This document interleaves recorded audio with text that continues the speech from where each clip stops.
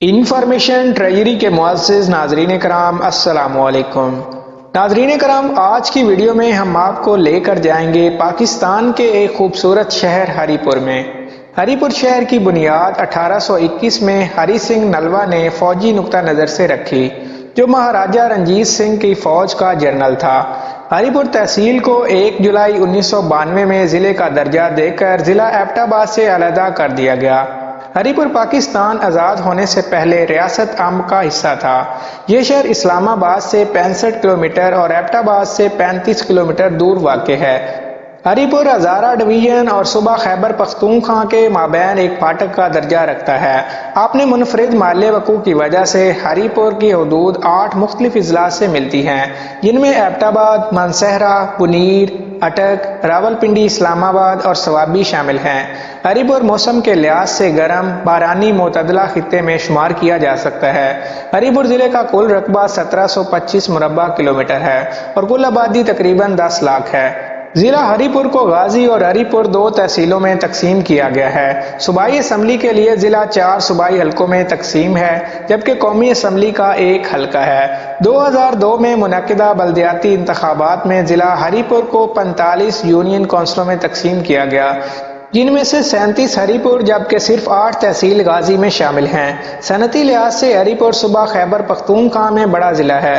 بڑے بڑے صنعتی یونٹس جیسے telephone industries of Pakistan, Hazara fertilisers, Pak China fertilisers, کرشی پرائزرز اور کئی کارخانے قائم ہیں۔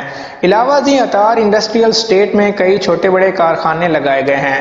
ان صنعتوں کی وجہ سے یہ ضلع ملکی سطح پر معاشی ترقی میں ایک اہم کردار ادا کر رہا ہے اور اس سے غریب لوگوں کو روزگار بھی حاصل ہے۔ یہاں پر زرخیز میدانی علاقوں کے ساتھ ساتھ بلند و بالا پہاڑ بھی موجود ہیں۔ ایک طرف میدانی علاقے کھیتوں اور باغات سے لیس ہیں، جبکہ دوسری طرف یہاں کے پہاڑ، جنگلوں، ندی نالوں اور آبشاروں سے آباد ہیں۔ اس لیے یہاں حیوانات اور نباتات کی بہت سی نسلیں موجود ہیں۔ ہری پور کا زیادہ تر زرعی رقبہ بارانی ہے، جہاں سال میں 2 بار ربیع اور خریف کی فصلیں بوئی اور کاٹی جاتی ہیں۔ یہاں پر عام کاشت کی جانے والی سبزیوں میں مٹر، ٹماٹر، آلو، پیاز، کھیرے، بینگن، کدو، لہسن، ادرک، کریلا، ٹنڈا اور پیٹھا شامل ہیں۔ یہ ضلع خاص کر سبزی نہ صرف پشاور بلکہ اسلام آباد اور صوبہ پنجاب کو بھی مہیا کرتا ہے۔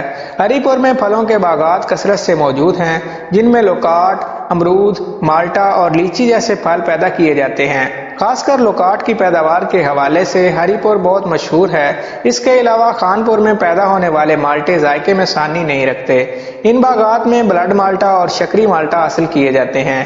ہری پور میں شرح تعلیم 54% ہے، جبکہ ضلع میں ایک یونیورسٹی، 5 ڈگری کالجز، ایک پولی ٹیکنیکل کالج اور اس کے علاوہ کئی سرکاری اور غیر سرکاری تعلیمی ادارے قائم ہیں۔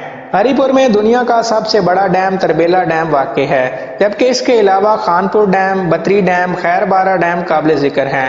ہری پور کی مقامی زبان ہنکو ہے، جبکہ کچھ علاقوں میں پشتو، گوجری اور پہاڑی بھی بولی جاتی ہے۔ زیادہ تر لوگ نوکری پیشہ ہیں جو اندرون اور بیرون ملک ملازمت کرتے ہیں، جبکہ کچھ لوگوں کا ذریعہ معاش کاشتکاری اور باغبانی، مویشی پالنا بھی ہے۔ بر صغیر کے مشہور اردو شاعر قتیل شفاعی اور فیلڈ مارشل ایوب خان کا تعلق بھی اسی ضلع سے ہے۔